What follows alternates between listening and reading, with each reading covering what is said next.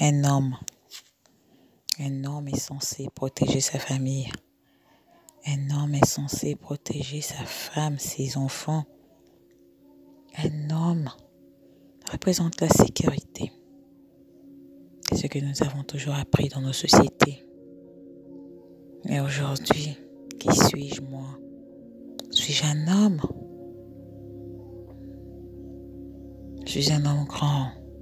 Lorsqu'on me croise en route, je suis impressionnant. 100 kilos pour 1m90. Grand. Costaud. Un homme, quoi. Avec de la barbe, de la moustache. Un homme qu'on croise en route et on dit voilà un homme. Mais le suis-je vraiment? J'ai rencontré ma femme au collège. Dieu qu'elle était frêle. Dieu qu'elle était timide. Je la suivais régulièrement. Je voulais connaître ce qu'elle aime. Parce qu'elle ne disait jamais rien. Elle ne parlait jamais. C'était une femme timidement, maladivement timide. Ou l'inverse. Je l'aimais. Je m'étais toujours dit que cette femme, je vais l'épouser.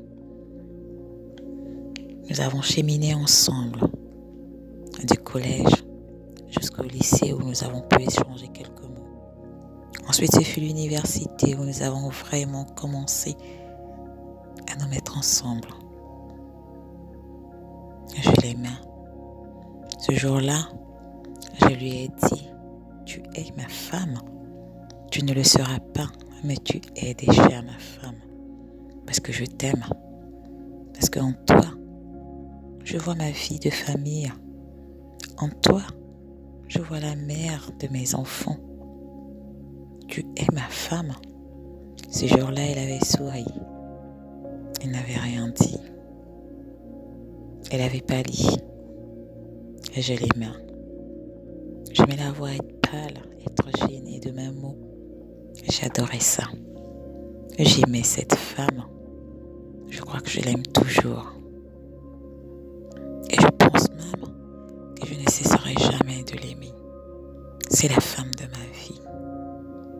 Mais aujourd'hui, je ne sais pas qu'est-ce qui s'est passé. Cette femme frêle, pâle, timide, s'est transformée en un bourreau dans la maison. Comment ça a commencé? Je ne saurais le dire. Je ne saurais l'expliquer. J'ai fait des études d'ingénierie. Et elle a fait des études d'art. Elle a fini par être styliste. Dieu qu'elle adore ce métier. Dans son métier, il faut être autoritaire, ça je le comprends. Il faut être ferme. Et c'est ce qui se passait. Mais petit à petit, elle a commencé à mener sa fermeté, son autorité à la maison. Je n'ai pas compris. Je n'ai pas su pourquoi. Et je ne comprendrai jamais pourquoi. Mais suis-je un homme? Dire aux gens que ça ne se passe pas bien à la maison. Pour un homme, c'est une honte. On n'a jamais envie de parler de ces choses-là. Ce sont les femmes qui sont souvent battues, mais les hommes aussi le sont.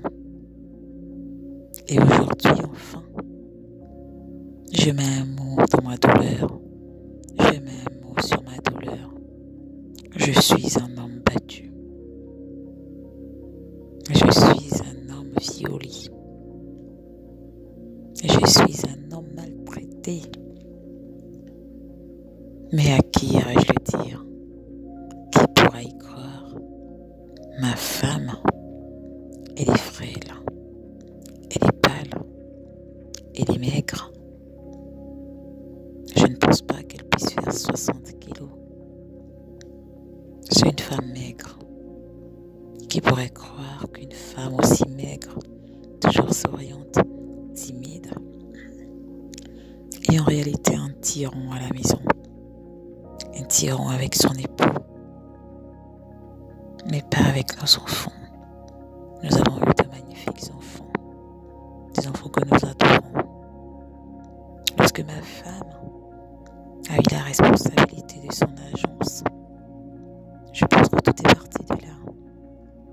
Elle a eu le melon tellement gros qu'elle ne s'est pas rendue compte en réalité qu'elle emmenait son autorité à la maison, qu'elle se prenait pour la responsable même à la maison. Elle était dans son rôle de chef, même à la maison. J'avais pas compris. Elle a commencé à être un peu snob. Elle était dans le déni complet. Lorsqu'on voulait en parler, elle n'était jamais d'accord. Oh, c'est rien, tu sais, me disait-elle. C'est juste que ce nouveau poste, il faut que je m'affirme. Ok, c'est un nouveau poste, il faut que tu t'affirmes. Mais à la maison, je sais qui tu es. Et je ne pense pas que tu aies besoin de t'affirmer à la maison. À la maison, tu es une mère. À la maison, tu es une épouse. Au bureau, tu es madame le directeur. Tu es tout ce que tu veux. Mais pas à la maison, lui avais-je dit. Je suis désolée, m'a-t-elle répondu. Je ferai plus attention. Mais je crois que ce jour-là, ce fut la dernière fois que nous avons réellement parlé. Parce que des paroles blessantes ont commencé à arriver. Elle a commencé à dégrader ce que je faisais. Oui, j'étais ingénieure, mais elle gagnait beaucoup plus. Elle gagnait bien sa vie, je l'avoue. Mais je n'étais pas de moindre. Je gagnais super bien ma vie, je veux dire. Qu'est-ce que je n'ai pas fait? Où ai-je fauté? Qu'est-ce qui n'a pas marché? Aujourd'hui encore, je me pose la question. Suis-je un homme? Que m'est-il arrivé? Que nous est-il arrivé? Ce soir-là, j'ai pas compris sa réaction. C'était comme d'habitude. Nous avions des invités. Nous avons invité ses amis pour un barbecue. Ce soir-là, je pense que ce fut la goutte d'eau. Tout est parti en vrille. Je me suis retenue parce qu'il y avait des gens, parce qu'il fallait faire bonne impression. Et j'ai fait bonne impression jusqu'au bout. Nous avons mis les enfants au lit. Et à la fin, je me suis dit comme d'habitude, et je vais parler à ma femme. Quelque chose ne tourne pas rond. Je n'ai rien compris. Elle m'a sauté dessus. Elle m'a mis des claques. Une, deux, trois. Je n'ai pas compris. J'étais comme figée. Je n'ai pas réagi. Je me disais juste, si je la tiens de mes bras, de mes mains, je pourrais la briser parce que tellement elle était frêle. Je regardais cette femme me maltraiter, cette femme que j'aime.